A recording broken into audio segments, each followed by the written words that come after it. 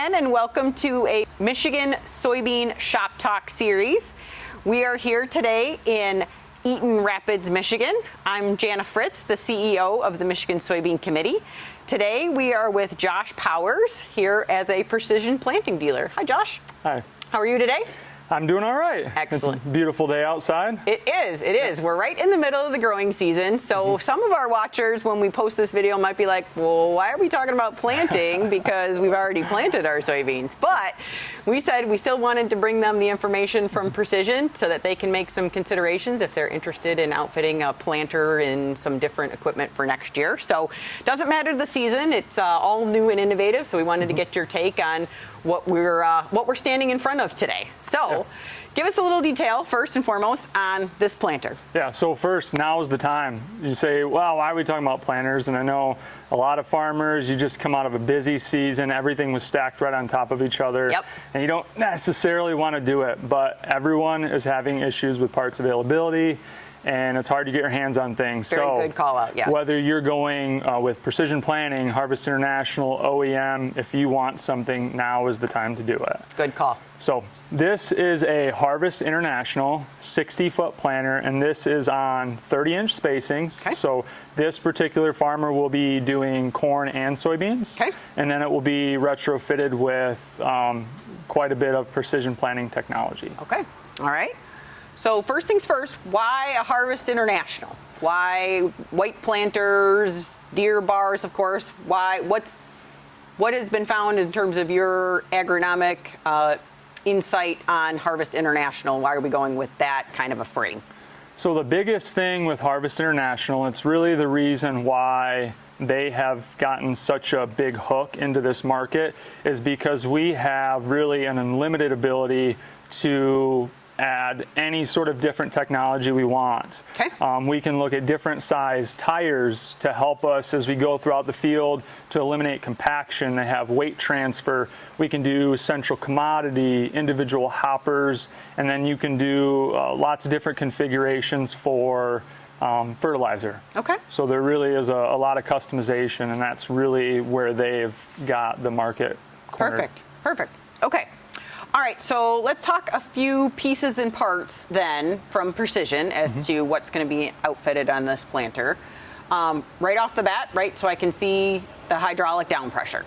So that's on the newer side, right? There's been a lot of agronomic studies in terms of the value benefit of down pressure in maintaining that consistent emergence. So talk to me about that agronomic benefit. From a consistent emergence perspective, as well as the difference between hydraulics and pneumatic, whatever other planter opportunities older style might have had.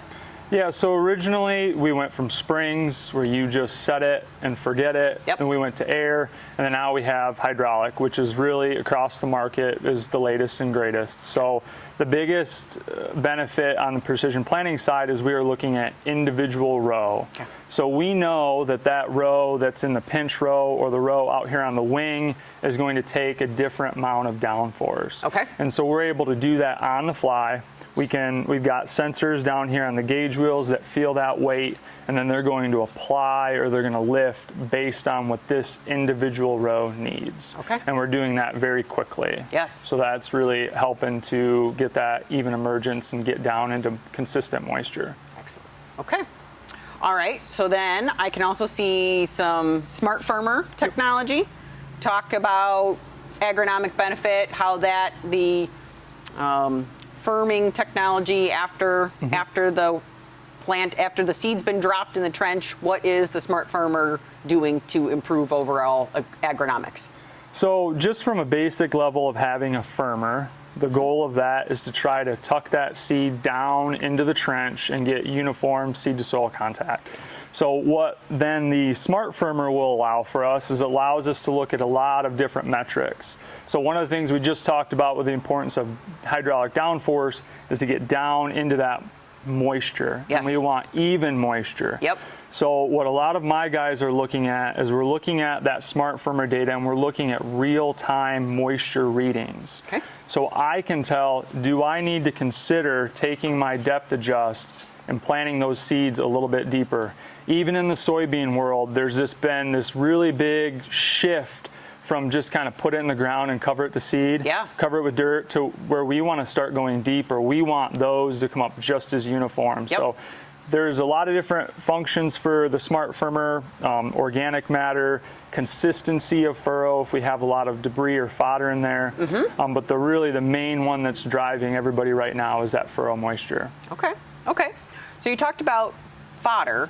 That would be another question that popped into my mind, in the fact of good seed to soil content, making sure that there isn't anything in the way.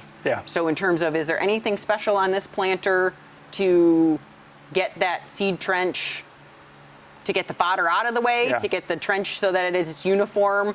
That helps with some of the extra material that might be in a field of someone who is maybe even no-till. How does that, difference of no-till compared to conventional tillage, and how do we get that seed to soil content, get rid of the fodder?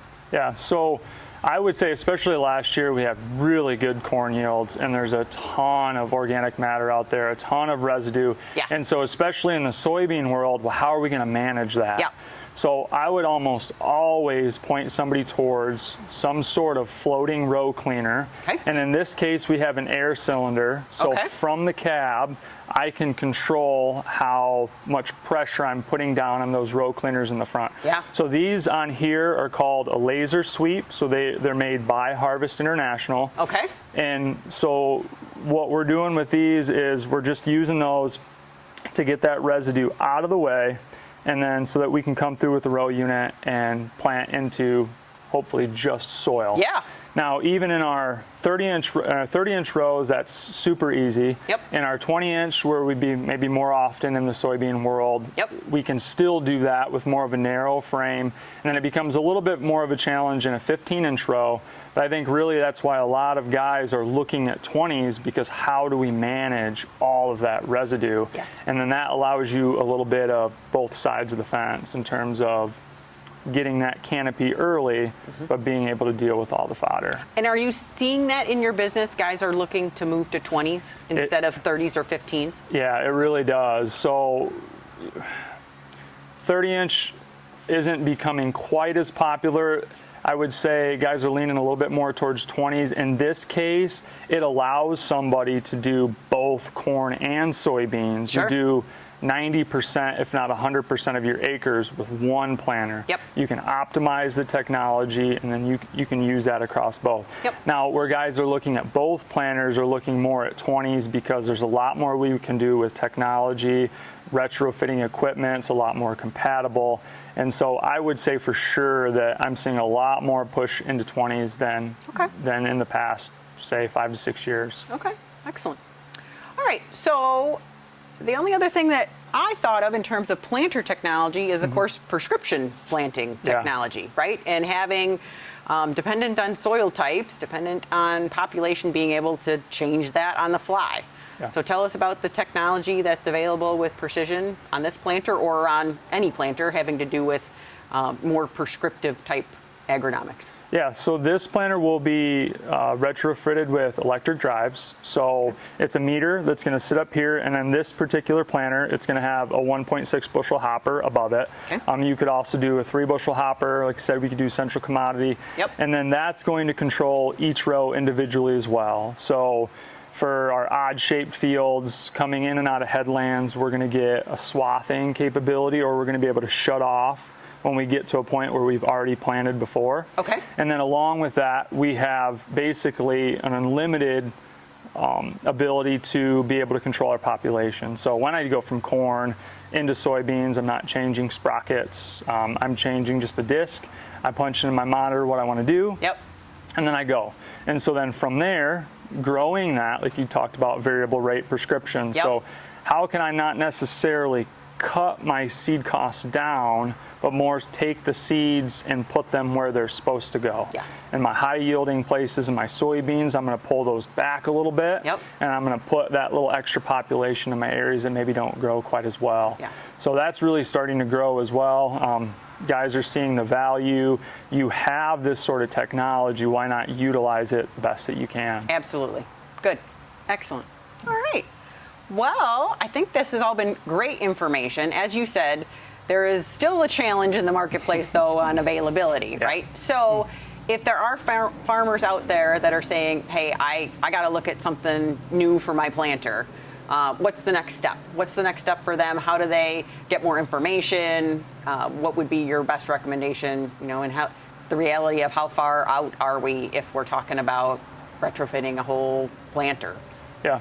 So there is actually a surprising amount of technology available right now from Precision Planting. Now that varies depending on where you are in the game. Yeah. But as far as from going from like used parts into the new spectrum, there still is a lot available. So I would highly suggest either get with us, if you have a local Precision Planting dealer, contact them right now and get the ball rolling. It doesn't mean that you need to do anything, but you need to start having that conversation now because it's going to be a little bit different regardless of who you talk to on what's available. And the earlier you have that conversation, the more likely that you are, to get your hands on something. Absolutely. Great. Sounds good. All right. Well, thank you so much for your time, Josh. We really appreciate your insight. Yeah, thank you. We really appreciate the opportunity. Excellent. If you have any other topics that you'd like to see on a future Soybean Shop Talk series, give our soybean office a call. We're right in St. John's, Michigan. We're happy to feature any sort of iron-related topic this year. If you've got some questions on combines or grain setups or anything that we haven't already covered, give us a call, and we're happy to add that to our list of topics for this year's Soybean Shop Talk. Thanks again for watching.